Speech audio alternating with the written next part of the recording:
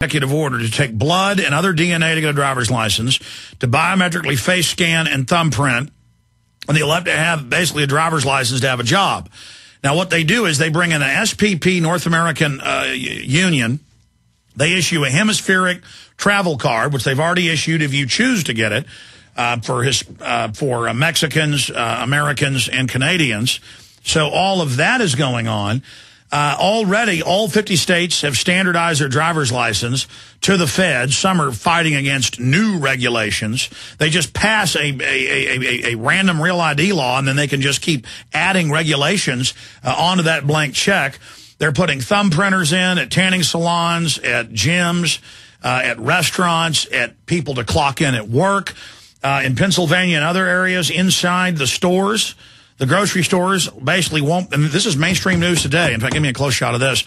The grocery stores won't be allowed to sell you beer because they can't be trusted. You'll have to go and face scan and breathalyzer and swipe your ID card to buy alcohol. They're going to have a new national sales tax. This has all been stated. That's going to be graduated. So, quote, poor people don't have to pay it. And so you'll have to swipe your card, though, to prove what bracket you're in, because there'd be fraud if there wasn't. You'd have somebody who made less than you go buy something. So that tracks everything you're doing. We're here. We have a national ID card. In 2000, the UN had a meeting in Australia. It was in their papers that a global standardization for IDs and the numbers and the precepts had been set. We already have a global ID. Libya, Iran, a few other countries haven't adopted it. Okay, just like they've been taking your blood for 38 years secretly for DNA databases at birth, now they admit it. Just like they've been fluoridating worldwide in the West, same standardization, 1 part per million. That we are already in a global managed system. The OECD, the corporation set up to take over Europe after World War II, is a private corporate consortium, just like the WTO over trade. They decide everything financial. They decide how many numbers are on your driver's license. They decide, just like I've had all these members of parliament on from England, over 70% of their laws are EU decided. Well, Bush, his last year in office, signed the Transatlantic Alliance, merging the North American Union with the Euro. He gave a press conference saying we had now merged. In 2000, they had the 50th anniversary of the Euro in all of the member countries with huge marches and fireworks. Literally no one showed up. You'd have parades with no one there. And they celebrated 50 years in 2000, but, in 2007, because it really was set up in 1957 with the Treaty of Rome, though they officially set up the Euro in 2000. We're in a global government now. Bob Chapman. I agree with that. In fact, I just wrote an article in the last issue, and I'm continuing in the coming issue, about Europe and its evolutionary process from the common market and EFTA, which I lived through because I lived in Europe at the time, and then the Treaty of Rome, and onward into GATT and then WTO and to the place that we're at today, particularly in view of their accomplishment in free trade, globalization, offshoring, and outsourcing. And I think their system in Europe is breaking down. I think they're having a heck of a time, not only financially and economically, but nobody wants to play anymore. And so that's why I think the Euro is going to be history, and it may even break up the EU.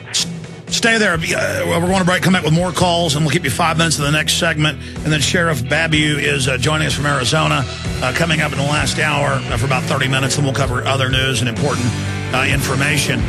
Stay with us, ladies and gentlemen. Infowars.com, prisonplanet.tv, and internationalforecaster.com. Stay with us.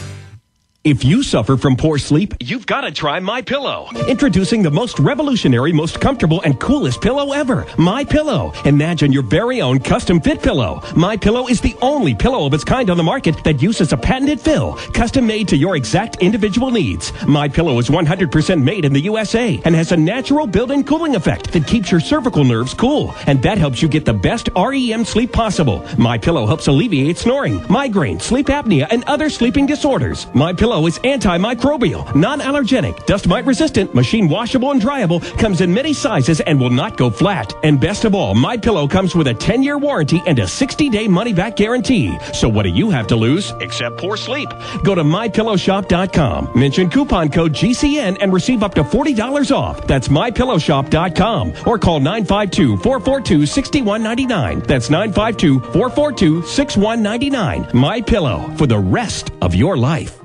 The question is, where should the American people draw their line in the sand? What have we got? A republic or a monarchy? A republic is based on a constitution which protects minority rights. Not democracy, not mob rule, two wolves and a sheep voting on what's for dinner. So they think they own our land, they think they own our water, children, our education, our money. We have to define who we are and what we will tolerate. Somebody's going to ask you what you did during the Patriot Uprising. You have been warned. We have the facts. We have the Constitution. We have the Bill of Rights. We have common law. Knowledge is power, ladies and gentlemen. And I'm so excited to be able to offer you Don't Tread on Me. Rise of the Republic. Tyranny is upon us, but liberty and the sleeping giant that is the American people is rising. A new tool in the info war. Don't Tread on Me. Order it at Infowars.com or PrisonPlanet.com or call toll-free 888-253-3139 and support independent, patriotic Liberty films. I'm concerned about food for my family in the event of an emergency, and I know you are too. Are you ready? Don't wait for an emergency to happen. Put a plan together now with quality dehydrated food from Ready Reserve Foods. For nearly 40 years, Ready Reserve Foods has been in continuous operation, canning the finest in dehydrated foods. Other companies just broker canned foods. Ready Reserve is the manufacturer, controlling quality from start to finish with double enameled cans and nitrogen packing for maximum shelf life. Ready Reserve offers a balanced selection of fruits, vegetables, dairy products, proteins, and grains. Choose from a variety of pre-selected units or order by individual can to customize your own plan. When you purchase from Ready Reserve Foods, you are buying factory direct at wholesale prices. Call today for a free catalog, 1-800-453-2202, or visit ReadyReserveFoods.com. Call 1-800-453-2202. Ready Reserve Foods, factory direct, wholesale pricing.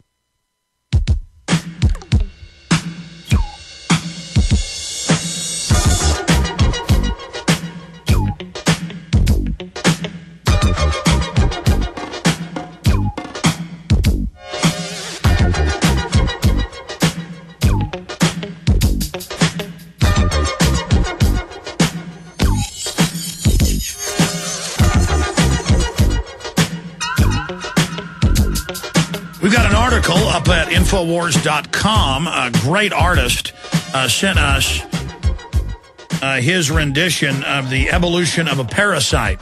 That's what I've dubbed it. We've got a little blurb that the author wrote about why he did this piece. It shows the evolution of communism, the parasitic system, the kingdom of the parasites.